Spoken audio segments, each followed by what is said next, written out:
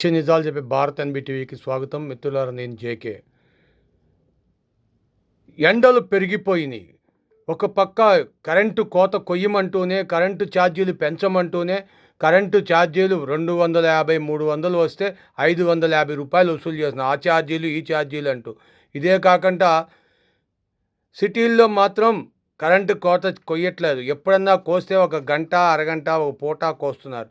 కానీ చుట్టుపక్కల పల్లెల్లో, పల్లెటూరుల్లో గంటలు సైతం ఎటువంటి సమాచారం లేకుండా, మెసేజ్‌లు లేకుండా కరెంట్ తీసేస్తున్నారు. దాంతో రైతాంగం చాలా ఇబ్బంది పడుతున్నారు. చుట్టుపక్కల నుండి పల్లెటూరుల్లో ప్రశాంతంగా ఎండాకాలం కదా సేద తీరుదామని వచ్చిన వారు చాలా అసంతృప్తిగా ఇబ్బందులు పడుతున్నారు. వర్క్ ఎట్ హోమ్ చేసుకునే వాళ్ళకి అవకాశమే లేదు.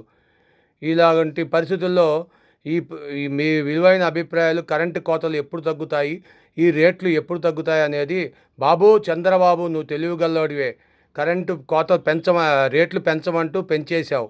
మీ విలువైన అభిప్రాయాలు కామెంట్ రూపంలో తెలియచేయండి. లైక్ చేయండి, షేర్ చేయండి. Thank you for watching our channel.